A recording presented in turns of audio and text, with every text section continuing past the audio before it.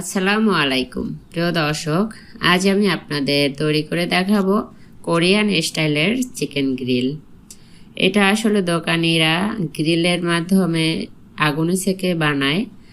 বাসায় সেরকমের সুযোগ না থাকার কারণে আমি আপনাদের চুলায় বানিয়ে দেখাবো। আপনারা চাইলে আগুনে সেকে গ্রিল করেও খেতে পারেন। এটা খেতে চিকেন ফ্রাই থেকে অনেক বেশি টেস্টি। চলুন তাহলে দেখে আসি।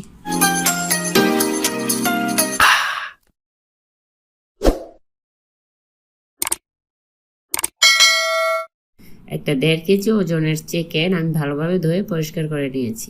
দিয়ে দিচ্ছি 1 টেবিল চামচ সয়া সস, হাফ চা চামচ পরিমাণে লবণ। সয়া সসে অনেক লবণ থাকে, তাই লবণ একটু বুঝিয়ে দেবেন।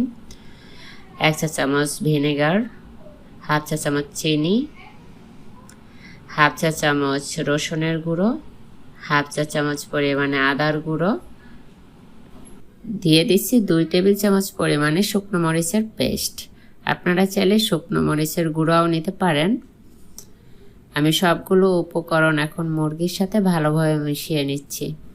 মুরগির ভিতরে বাহিরে সব জায়গায় ভালোভাবে মশলা মাখিয়ে নিতে হবে।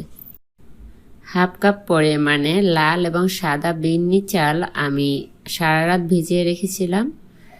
একটু লবণ মেখে আমি সেগুলো মুরগির ভিতরে ঢুকিয়ে নিচ্ছি। আপনারা চাইলে আতপ চাল অথবা পোলাওয়ের চাল দিতে পারেন, কিন্তু সেটা 10 থেকে 12 ঘন্টা ভিজিয়ে রাখতে হবে। এবার আমি এভাবে মুরগির পা দুটো চামড়ার ভিতর থেকে ঢুকিয়ে আটকিয়ে দিচ্ছি। আপনারা চাইলে সুতো দিয়ে বেঁধেও দিতে পারেন। এভাবে ঢুকানো হয়ে গেলে মুরগির নিচ থেকে ফাঁকা অংশটা আমি সুই সুতো দিয়ে আটকিয়ে দিব। খেয়াল রাখতে হবে যেন চামড়া আর চামড়ার মধ্যেই সুই সুতো দিয়ে আটকানো হয়। মাংসের সাথে গাঁথা হলে সেটা টিকবে না। আমি ভালোভাবে আটকিয়ে নিয়েছি, কোনো ছিদ্র নেই। দেখুন আমি কিভাবে আটকিয়েছি। এবার আমি মুরগির পাখনা দুটোকে এভাবে উল্টো করে আটকিয়ে নিচ্ছি। এটা সুবিধা হচ্ছে ভাজার সময় পাখনা দুটো ভেঙে যাবে না।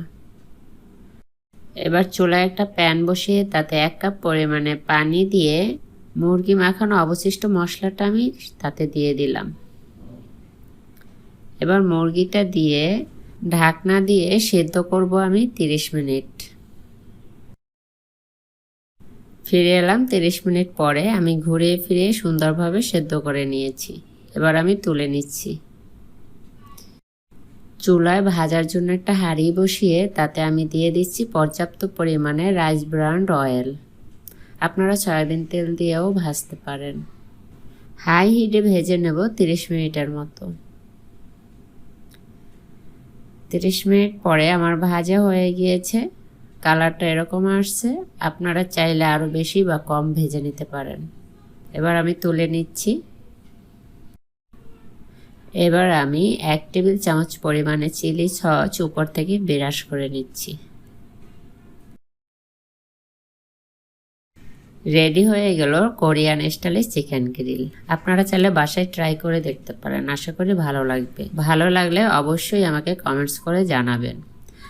আর প্লিজ আমার চ্যানেলটি সাবস্ক্রাইব করবেন পরবর্তীতে নতুন নতুন ভিডিও পাওয়ার জন্য। আমি আপনাদের একটু কেটে দেখাচ্ছি। দেখুন দর্শক, ভিতরে চালগুলোও সেদ্ধ হয়ে গিয়েছে। সবাই ভালো থাকবেন। আসসালামু আলাইকুম।